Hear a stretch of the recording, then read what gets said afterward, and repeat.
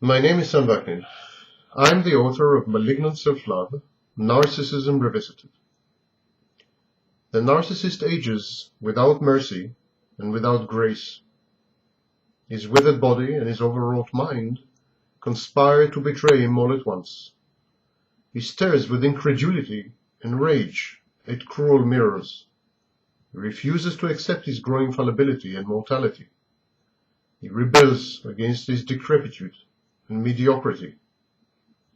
Accustomed to being awe-inspiring and the recipient of adulation and attention, the narcissist cannot countenance his social isolation and the pathetic figure that he cuts in old age. The narcissist suffers from mental progeria. Subject to childhood abuse, he ages prematurely and finds himself in a time warp, constantly in the throes of a midlife crisis. As a child prodigy, a sex symbol, stud, a public intellectual, an actor, an idol, the narcissist was the center of attention, the eye of his personal twister, a black hole which sucked people's energy and resources dry and spat out with indifference their mutilated carcasses. No longer. With old age comes disillusionment. All charms wear thin. Having been exposed for what he is, a deceitful, treacherous, malignant egotist, the narcissist's old tricks now fail him. People are on their guard. Their gullibility is much reduced. The narcissist, being the rigid, precariously balanced structure that he is, cannot change. He reverts to old forms. He readopts hoary habits. He succumbs to erstwhile temptations. He is made a mockery by his accentuated denial of reality, by his obdurate refusal to grow up, an eternal, malformed child in the sagging body of a decaying man. It is the fable of the grasshopper and the ant revisited. The narcissist, the grasshopper, having relied on supercilious stratagems throughout his life, is singularly ill-adapted to life's rigors and tribulations. He feels entitled, but fails to elicit narcissistic supply. Wrinkled time makes child prodigies lose their magic. Lovers exhaust their potency. Philanderers waste their allure, and geniuses miss their touch. The longer the narcissist lives, the more average he becomes. The wider the gulf between his pretensions and his accomplishments, the more he is the object of derision and contempt. Yet few narcissists save for rainy days.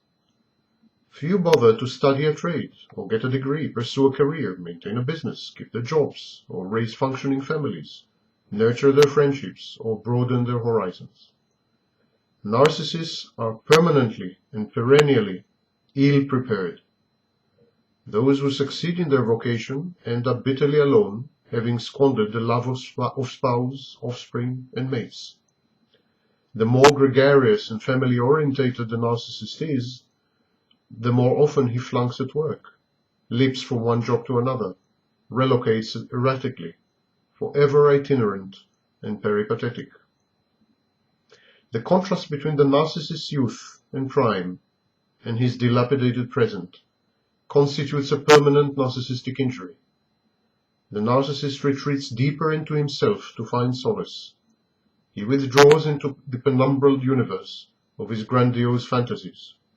There, on the verge of psychosis, the narcissist salves his wounds and comforts himself with trophies of his past. A rare minority of narcissists accept their fate with fatalism or good humor. These precious few are healed mysteriously by the deepest offense to their megalomania, old age. They lose their narcissism and confront the outer world with the poise and composure that they lacked when they were captives of their own distorted narratives. Such changed narcissists develop new, more realistic expectations and hopes, commensurate with their talents, skills, accomplishments, and education. Ironically, it is invariably too late. These narcissists are avoided and ignored, rendered transparent by their checkered past. They are passed over for promotion, never invited to professional or social gatherings, cold-shouldered by the media. They are snubbed and disregarded. They are never the recipients of perks, benefits, or awards. They are blamed when not blameworthy, and rarely praised when deserving. They are being constantly and consistently punished for who they were. It is poetic justice in more than one way.